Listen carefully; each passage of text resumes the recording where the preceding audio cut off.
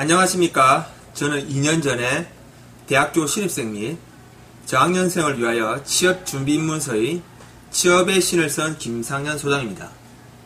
요즘은 대학교 교수님을 대상으로 책을 한 권 준비 중입니다. 무슨 책인가 하면은 학과 취업률을 높일 수 있는 실질적이면서 큰 예산 없이 집행 가능한 26가지 팁을 담은 책을 준비 중입니다. 다음에 보실 영상들은 집필 중인 26가지 목차 중 일부를 가지고서 모 대학교 CTL 교수 학습센터에서 교수님들을 모셔놓고 특강한 내용 중 일부입니다.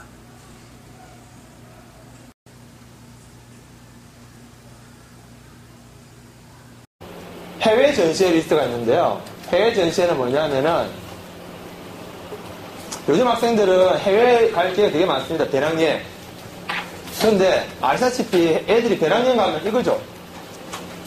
대형박물관, 고미술관. 가지 말라는 게 아니라 전공과 상관없이 모든 학생이 다 저것만 보고 와요. 그렇습니다. 국문학과 학생도, 일문과 학생도, 중국학과 학생도 가서 아무 의미 없이 가가지고 미술품 역사도 모르면서. 그래서 제가 학생들을 하죠.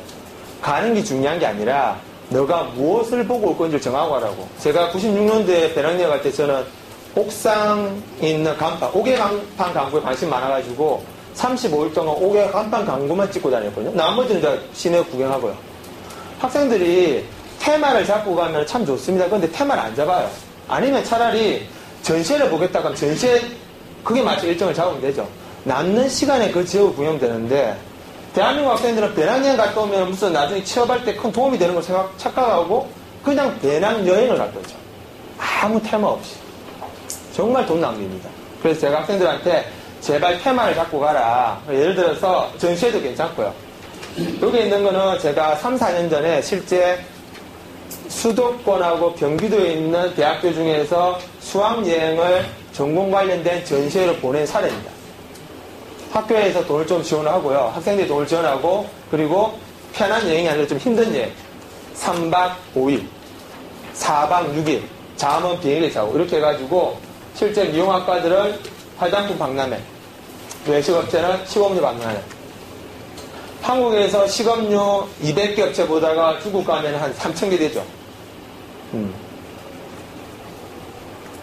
실제 교수님 알다시피 직장 들어가면은 직장생활 할 때 제일 부러운 것이 사장이나 상무님께서 그 업종 관련된 전시회 보러 갈 때 제일 부럽지 않습니까? 근데 감히 신입사원이 못 따라가죠. 사장님 제가 500만 원 될 테니 저 좀 데리고 가십시오. 못 가지 않습니까? 그런데 학생들이 대학 시절에 우리보다 더 잘 사는 나라의 전시회를 보고 오면 자극이 크죠. 실제로 외국에서 공부하거나 아니면 여행하다가 전시회에서 자기 인생의 목표를 발견한 친구도 많고. 왜? 저희보다 잘 사는 나라는 이미 앞선 단계의 상품이나 서비스를 제품을 만들어 제공하고 있으니까요. 그래서 학생들한테, 특히 대학생들한테 일본 가서 도쿄 디즈니랜드 볼 시간에 나한테는 이런 데 가라. 학생들 물어보죠. 정보를 달라고. 그러면 정보는 이렇게 사이트에 들어가면 다 있습니다. 제가 하나 보여드릴게요. 요즘은 정보가 원체 그냥 이런 사이트에 들어가가지고 자, 품목 기계다. 그러면은 동력 검색을 하면은 이걸 관련된 정보가 다 뜹니다. 정보는 다 있어요. 조금만 생각을 하면은 자기 배낭여행에 자기 어학연수 갈 때 자기 여행 갈 때 전시 한두 번 보면서 자기 인생의 직업이나 자기 인생의 목표를 삼을 수 있는 걸 발견할 수 있는데 이런 걸 놓치니까 학생들이 정말 할머니 할아버지 가는 관광성 여행을 갔다 오는 거죠.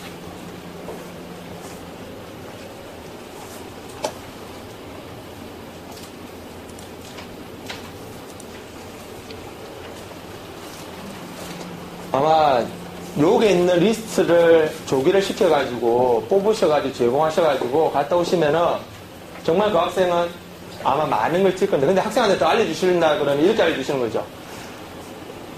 가면은 분명히 우리나라보다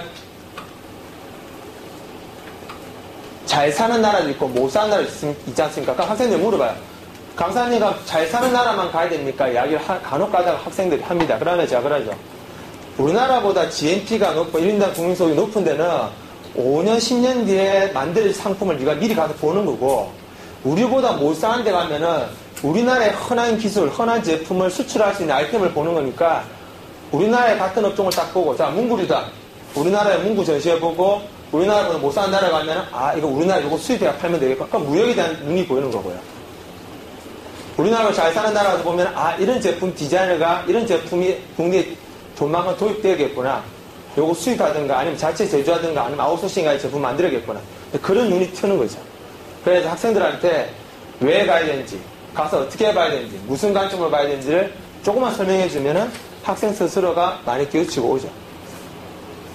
만에 하나 학생들이 1년에 한두 명씩만 이런 걸 보고 와서 영상을 찍고 설명을 하면은 많은 친구들한테 동기부여가 되지 않겠습니까?